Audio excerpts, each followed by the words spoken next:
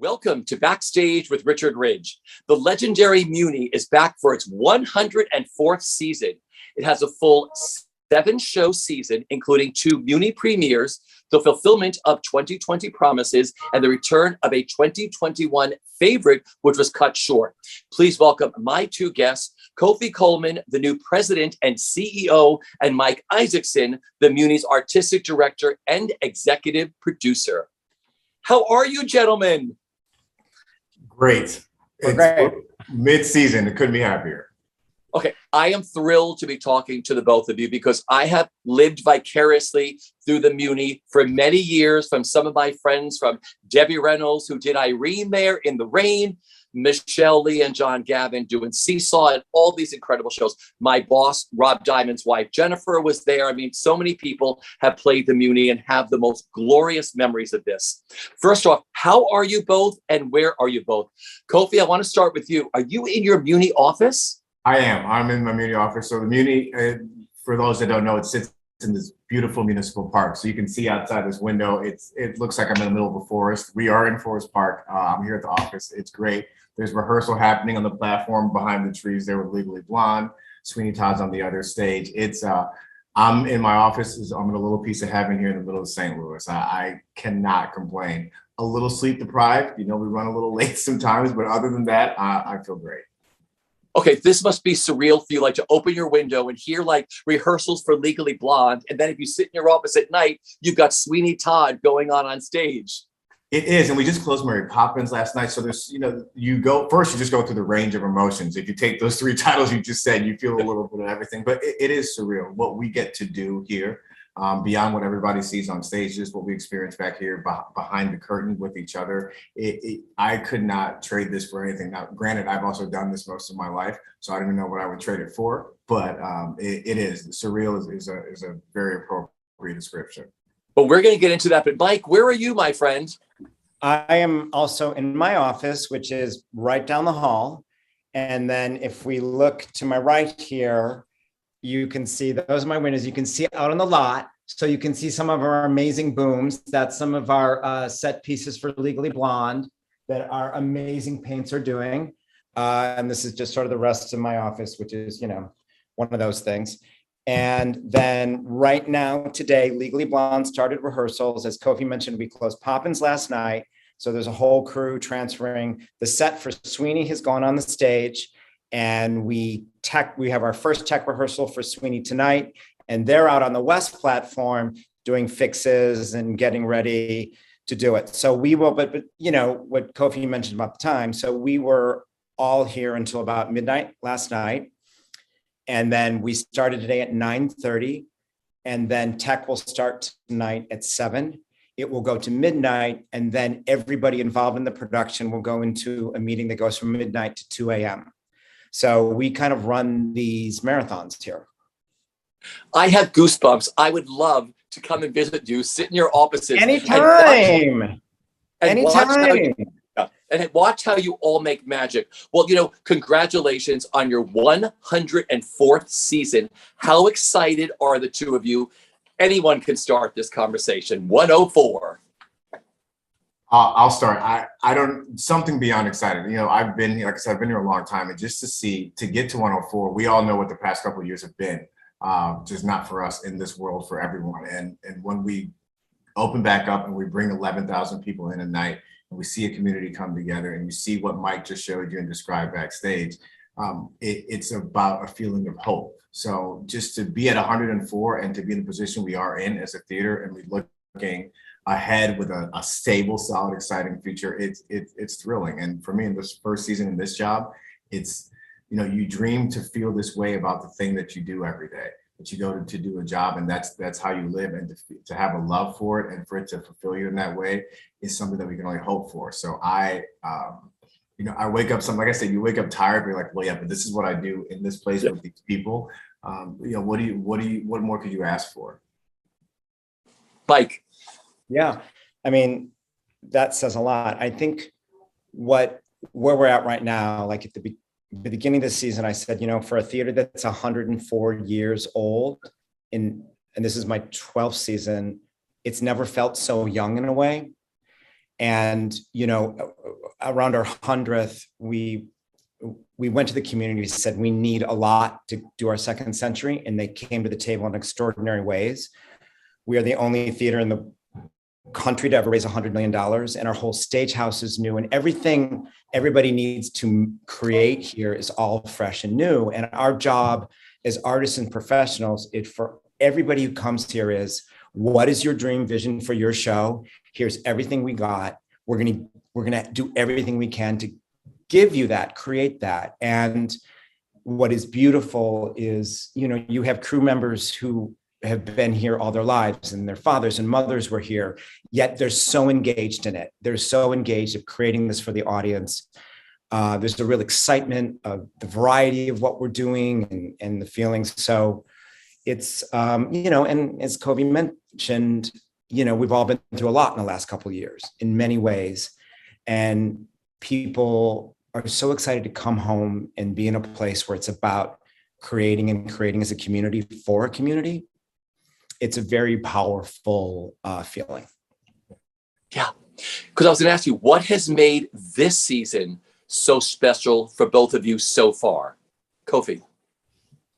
Other than the obvious of just coming back, I think for this one, Mike has said something that really rings true. At 104 years, we feel young, we feel brand new in a way. If there's any positive to be taken from the having to take a break and be away for the past couple of years, you can come back and you can rethink and you can readdress a lot of things in a different way. So I think what's made this special is that it does feel like a new beginning for the theater. Of course, the tradition of what we do in the relationship we have with this community stays true forever. But to be able to look at it all with fresh eyes, and that excitement that Mike mentioned for us, for the crews, we also feel it from the community. And that's what's really important, that they are re-engaging relationship with this theater and rethinking that. And that is what, that's one of those things that gets you up in the morning to say that, okay, here we are at 104 years old, starting with a brand new campus, all the resources you could dream of, in an industry itself that's making sure that it's doing the best job of serving the people and serving the art. And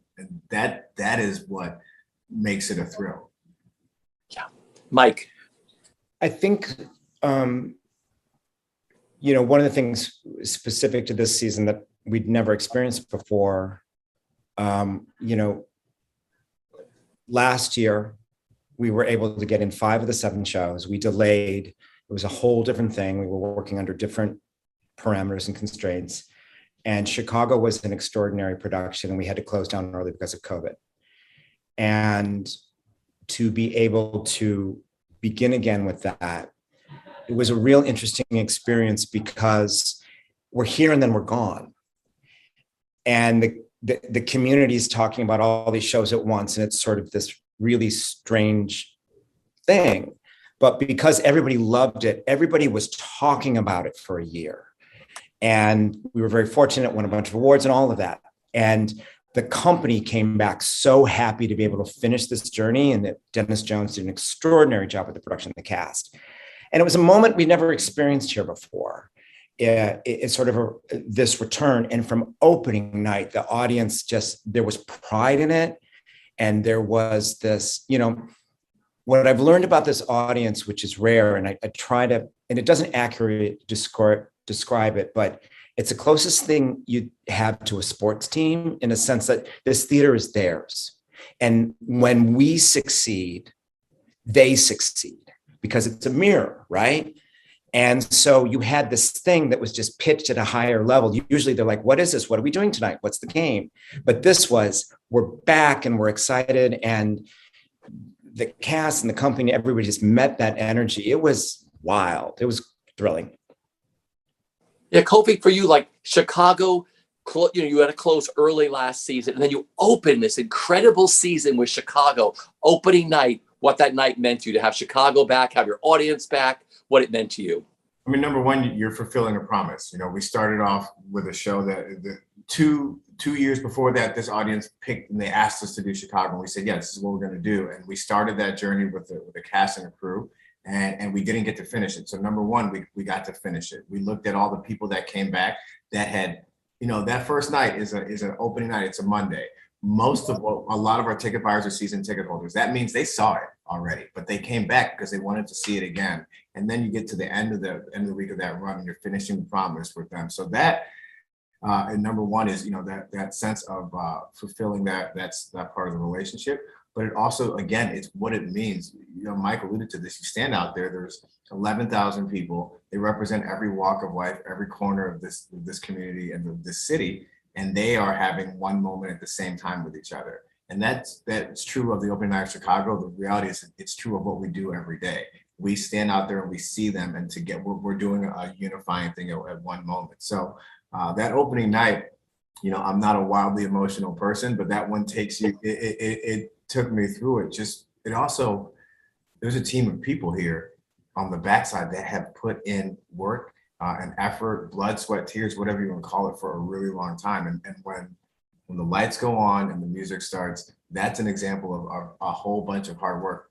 Mike and I get to stand in front of a lot of this, right? This is the. Yeah, but I have to say, he's being very modest here, because the other thing that was significant about that night, and everybody was happy and proud, and the ritual is I go out on stage and do for the first and last show. And when I acknowledged Kwofe as the new president and CEO, it was pandemonium.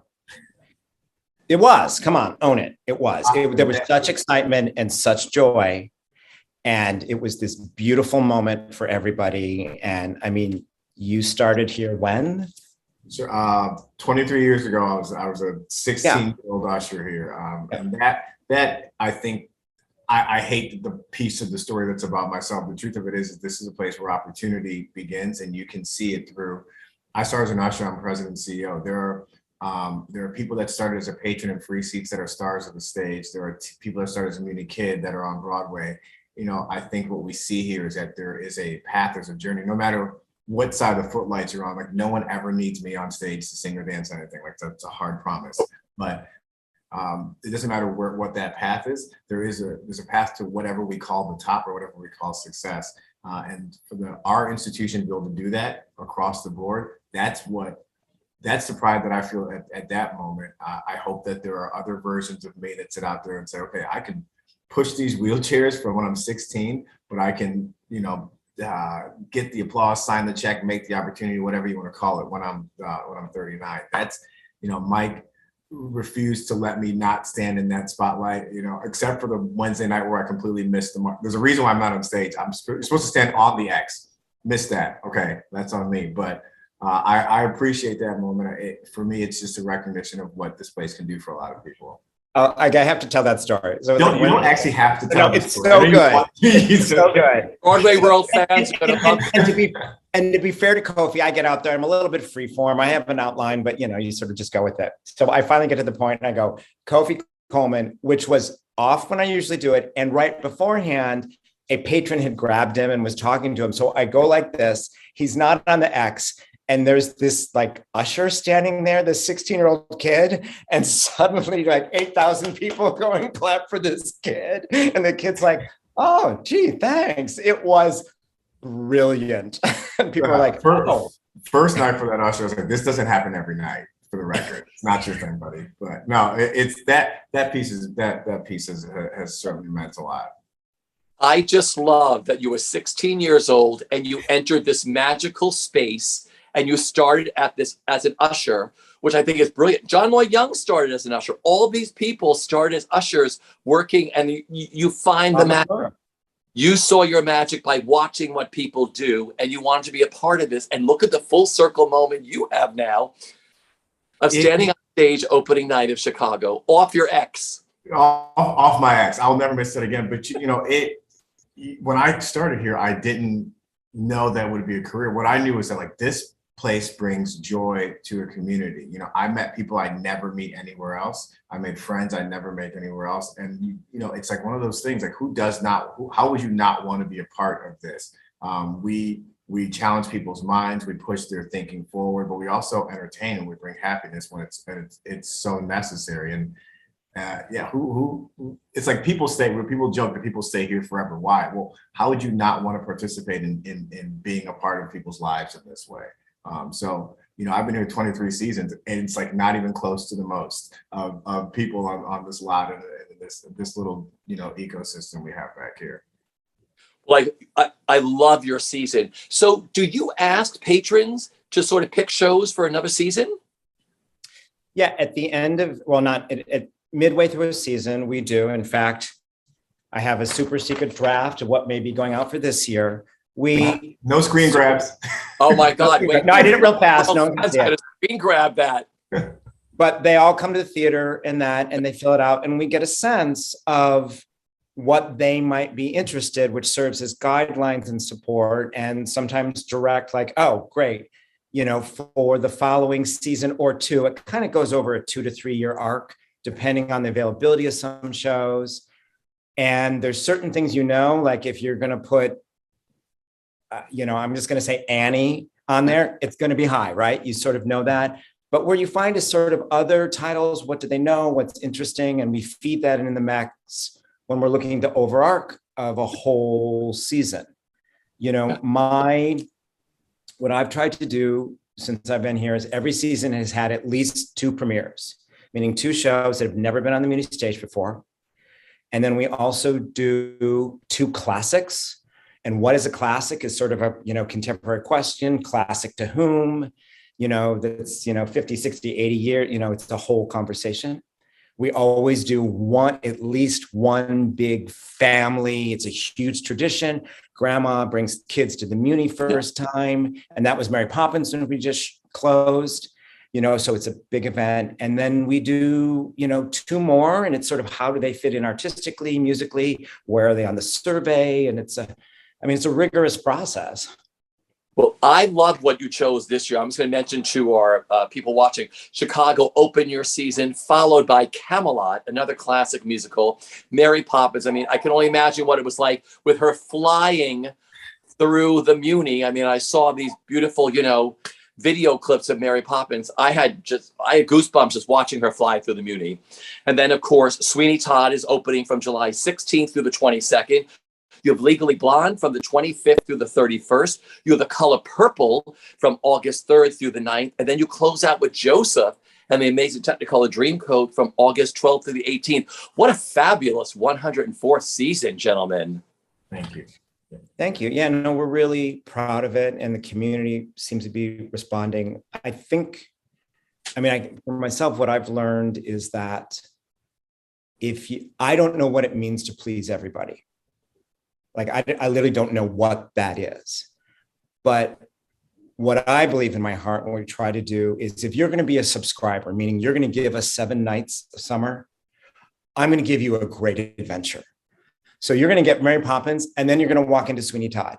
And then you're like, we're going to traverse the incredible beauty of the musical theater, like just a grand adventure. So that's sort of one idea. And then, to the civic idea of the Muny is what I hope for is at the end of the day, when I've got the sticky notes up of the potential 7, and I look at them and I go, no matter who I am in this incredibly rich, diverse city, community, 90-mile radius, there's at least one where I go, oh, I want to see that. And if we can accomplish that, that is sort of where I live. I think it's fabulous because you run the gamut from A to Z. I looked at this season. There's something for everybody in every single show you're producing this season and every season that you do at the Muny. I want to talk about the renovations. This is amazing. You started these renovations before the pandemic, didn't you?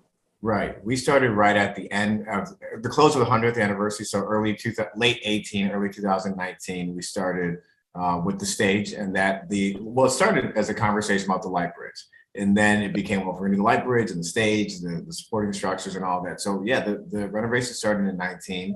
We just wrapped up at the beginning of the season, and we have a completely new campus. We joked that we turned 100 and got a facelift, and what a facelift it was. But it's vital to fulfilling our role in this community for the next 100 years. You want to take something, we're stewards of it right now, and we leave it better than we found it. And what Mike and his team are able to produce on that stage with the latest technology, with the latest advancements, is remarkable. But it also says to the community, because they made this happen, right?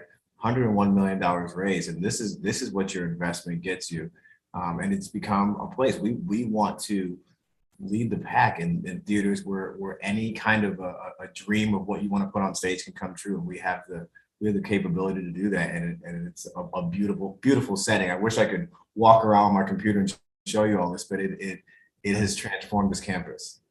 Because Mike, talk about major renovations to so many, the stage and lifts going up and down. I mean, talk about major stuff.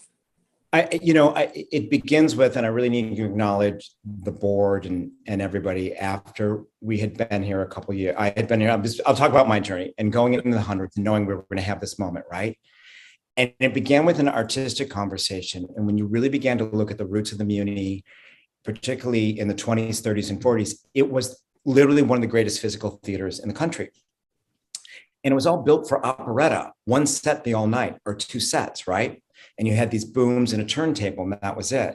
But then when you look at the artistic growth of operetta to musical comedy to musical theater to now, where the things coming into the repertory are based on film scripts, where you have 27 locations, or Jersey Boys, where you're doing right. And I said to the board, we're not ready for the next century because all these scripts have suddenly, and we don't have suddenly. Suddenly is 20 yards off. We don't have it. And so we're going to feel antiquated. And if we're going to be a reflection of this community and offer them the best, we got to go there. And they took it. So the central elements, sort of what Kwofe alluded to, were a whole new lighting package. And the equivalent, I say, is before the lighting designers were working with 3 crayons. And now we have when we opened the first show with the new stage, Guys and Dolls, people came running up to me and they're like, the stage is bigger. I said, the stage is the same size. You're just seeing parts of it for the first time. We couldn't light it. So that is magical. We have automation and tracks. So scenery can come on and off in a way. So it's cinematic and it's poetic and it's musical. So now, as you need in a musical, whole shows can dance in every element of that. So we have that. We have our orchestra underneath the stage, air conditioned, controlled so they can stay in tune, but there's glass so the people can still see them playing, which is so beautiful. We have these lifts in front of the stage that come up. We have onstage lifts. And then one of the things that was so extraordinary was by building the units around, not units, these huge structures around the stage. Prior to that, every department that had to work was literally outdoors. And there wasn't enough space. So you had this natural tension of people fighting to be able to do what they needed to do. And now everyone's got a space to work and to focus. And it's just improved the work. And now, my intention and hope the whole time artistically is I want who comes here, there needs to be moments in any production here where you go, well, only here. Only at the Muny can I see this. And we look at every show and I look at that from what is that moment or what is that aspect where as an audience member, because then it fulfills our mission of, I always want the Muny to feel like a gift of living in St. Louis. There needs to be that connection. And we now have the tools and the ability to do that. And I say this with great pride on behalf of everybody. I stand our work up now against any theater in the country. I really do. It's a very exciting time artistically. That is great. Give me your journey, because you've been there for 12 years, but had you gone to the Muny before that? I came to St. Louis in 1980. Here's the real short form. I came to St. Louis for college in 1982. I had a nomadic childhood. I did not think I would stay in St. Louis, and I had a great experience, and I met friends and community and all that. Prior to here, I was in higher ed for a while, but then I was at the Fox Theater where I began the whole Broadway producing journey, and Fox Theatricals with Kristen Kasky, and still doing that craziness today. So that's there. And of course I knew the Muny, and I would go. And when my predecessor's contract was beginning, I began some private conversations with Denny Reagan, because he called me sort of that thing of, could you consult? We're trying to find somebody. And it ultimately ended up me. And that was 2011. And, when people ask me, why did you take it? And I'm very honest, it was two things. It scared me. It scared me a lot. And I think that's good in a right way. And I'd had this extraordinary personal journey in St. Louis. And it may sound like ego, but it's not. It was just perspective. I was like, I think this can be better. And I think this audience deserves better. And I may be wrong. Seriously, when you take that level, you just have to own like, oh, this may not work. And I sort of thought, okay, it's either going to be 2 years and get him out of here, or there's going to be a journey there. And fortunately, I knew in my first season, the audience was connecting. They could see what this might be doing, and they were seeing the invention, and they were seeing things. And so it's been sort of, that's been the journey. Once you fall in love with something, you can't put into words what it means, but it's that connection you have, that heart to heart thing. And you find your tribe, you find your home, and you're like, the Muny is my home. That's what you had for all those years. I want to talk about the education initiative, which I think is fascinating. Anybody out there, just go to Muny.org. It's one of the best websites, not only to see the shows they're doing, but your education programs here are amazing. Is it a technical training program, T3, and Make a Musical program? Who wants to talk about these?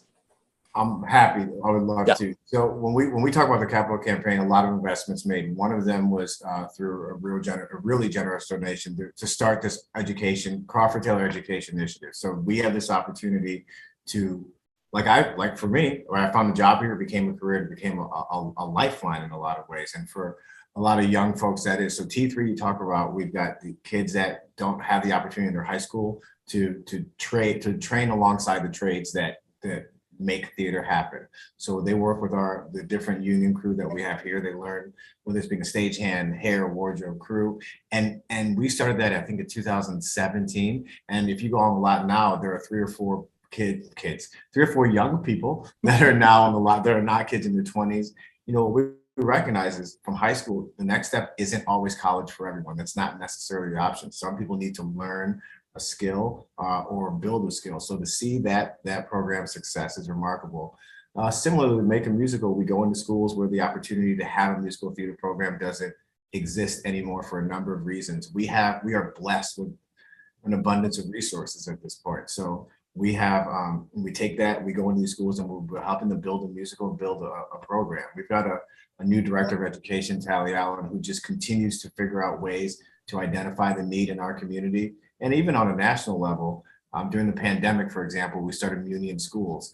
We know that every teacher was trying to figure out a way to fill that Zoom time, but we have a bunch of artists in our network who also didn't have work. Again, we can pay them to create curriculum and teach these students. So, for us, this is a place where you can start your career at any level and move along that pathway.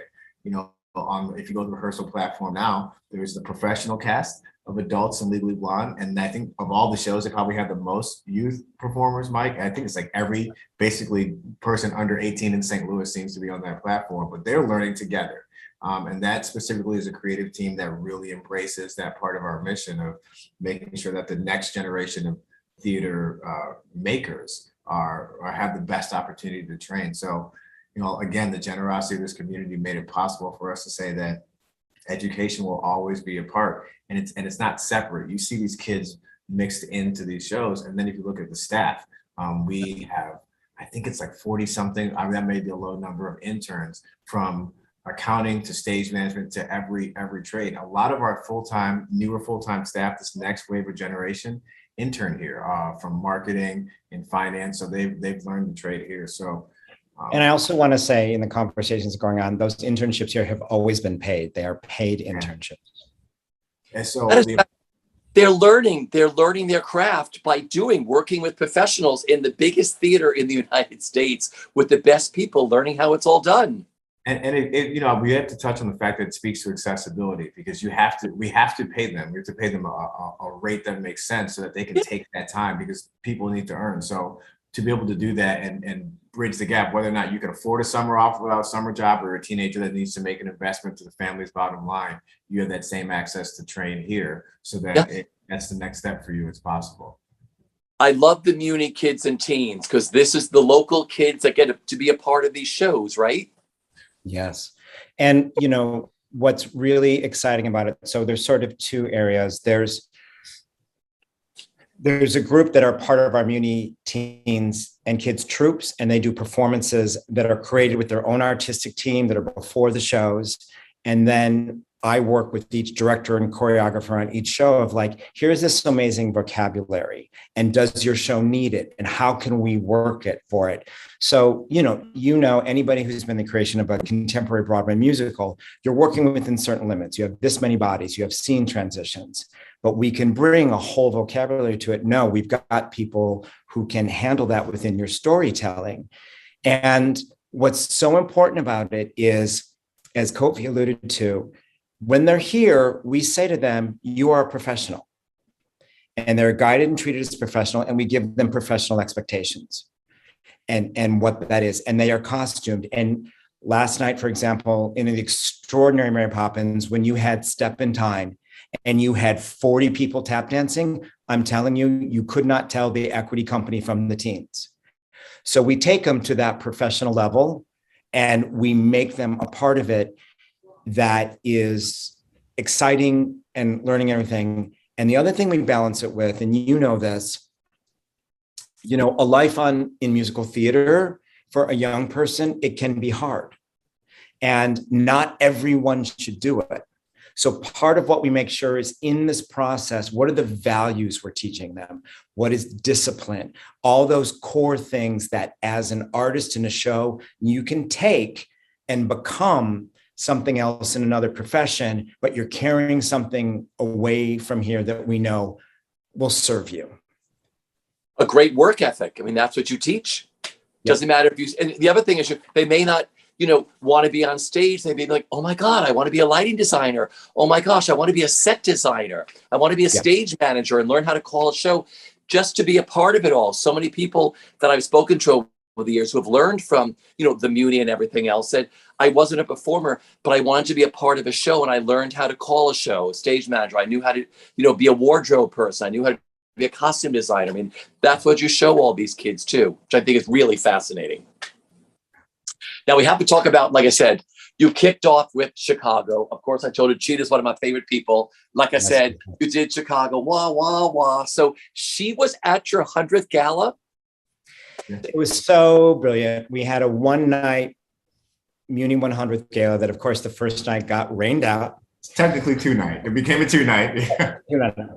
And it was co-hosted by Cheetah Rivera, Tommy Toon, Matt Morrison, Heather Headley. Oh God, who am I missing? I'm probably missing some other, but all kinds of, it was an extraordinary night. And, you know, Cheetah had been on the stage many times in her career. And, you know, she walked in and it was so beautiful because she just had these memories she can sharing. I'm gonna get very emotional here, but there was a moment I was walking through and we walked through this door. I thank God I caught it on video somewhere. And there were all these Muni kids, you know, standing there, and Elvis had entered the building and they just went nuts. And, you know, she was literally like, I think going to rehearsal, we had a place to go. She stopped everything and went one by one and hugged each of these kids. And then, you know, it was that thing, we're working with great artists, right? And we want them to know that we're ready for them and their artistry. And then she walked over the platform and we showed her the opening number with the Move It, someone walking her traffic. And she just looked at me and she was like, this is heaven. Like, you know, there is a history of who we are as musical theater people in the soil underneath the stage. And you have generations of people. I'm always surprised. Somebody the other day said to me, you know, Tom Kitt was a music intern here one summer. I'm like, no, didn't know that. Like, it's just so many people have come through here to learn. But like you said, every great story. I talked to Debbie Reynolds when she, God bless her, when, you know, she was another one of my favorites. Irene came out there. I think most of the week rained, I think, but they did the show in the rain. Everybody still has, and like you said, your gala got rained out, but every great star tells a story about, I'm at the Muny, and one of our nights was totally rained out, and it was one of the best nights they've ever done at the show. So I'll find the photograph and send it to you. But the other thing she did on one of those nights, so we had the old orchestra pit, which was this wooden thing, and it was outdoor. And she, with an umbrella, walked out on this wet, I mean, they must have been having heart attacks backstage, but, you know, she was going to talk to the audience and she was going to sing them a song. And, you know, it was that thing that generation did. And I'll find it. I'll send it to you because someone took a photograph. You see it, and you see the audience just like, they're not moving. You know, we had the same thing once when we were doing Dolly, and Beth Level was this extraordinary Dolly. And it began raining during the number. And that's a whole other thing. Yeah. No, I think Debbie did Singing in the Rain that night with the umbrella. I mean, this is what stars did. I mean, this is, like I said, and these are all these stories you hear about the Muny. Now, Kwofe, you had a fabulous hardcover book there. There's a few books on the Muny, aren't there? There are, and more coming out every year. A photo book came out in 2018 right around the centennial, but there are a couple books here. Just people love to tell that history. One of my favorite parts about this job is I stand out there every day and welcome people, and people hand me a playbill from 1920 something or a random advertisement, and just to see the things that they've kept. They found it in their grandmother's attic, or they've kept it this whole time, and they just want us to have a piece of that back. And when you see those, you just come to understand what it's been for people's lives and the generations of their families. We had a partnership with the History Museum here in 2018, and that opportunity to really put it all together in one exhibit, it reminds us of the magnitude of what we get to do. We're a small moment in a long history. You know, who knows how long I'll be here, or Mike, you know, maybe it's 20 years, 30 years, whatever it is, but it's the thing, what we're doing is so much bigger than any of us or any one year, any one moment. And when people document that and share it, it feels great. It's a great reminder of while you put in those hours sometimes or stand under the sun. I love, you know, you include everybody at the Muny. Your audience is diverse, your shows are diverse. And that's one thing everybody tells me over the past 2 years that have gone out there. That young kids say, my gosh, it's such a beautiful theater. And they include absolutely everybody. And they see themselves up there on a stage, and you don't always see that. And like I said, everybody tells you a story about the Muny, either as an audience member or as someone who has played there, said there is nothing like the Muny. So, you know, we're out of time, gentlemen, but I tell you, I have had the best time with the two of you today. Like I said, I want to come out there. Come visit. Whenever you want. Yeah. I'm picking you up on that. Like I said, Mike, you were telling me your 3-sheet stories. You know, I collect Broadway window cards. I know I want to come to your house and see all the stuff that you've found. Well, just so you know, a stagehand, your purple Angela behind you, a stagehand here 2 years ago walked up to me and said, here, I think you might want this. It was in my dad's drawer, who was the stagehand. And it was a signed gypsy souvenir book from Angela to the stagehand. Yes. We're all the same person. You all know that. We all have the same upbringings on our love for the theater, just so you know that. Yeah. Well, I want to thank everybody. I want to thank you two guys for being here today. But again, for everybody watching, for more information and tickets for this 104th season at the Muny, just go to muny.org and you can get tickets to shows there, and you can find out about all the wonderful things that the Muny does. You can donate and everything else, but it's a wonderful, wonderful place. Gentlemen, this has been a great afternoon for me, and the fans of Broadway World are going to go absolutely crazy. Thank you. Take care, everybody, and we'll see you at the theater. Bye. It's one of those rare institutions that brings the entire community together. I fell in love with the place before I fell in love with musical theater. 7,000 to 10,000 St. Louisans come together for 52 nights a year. That's magic.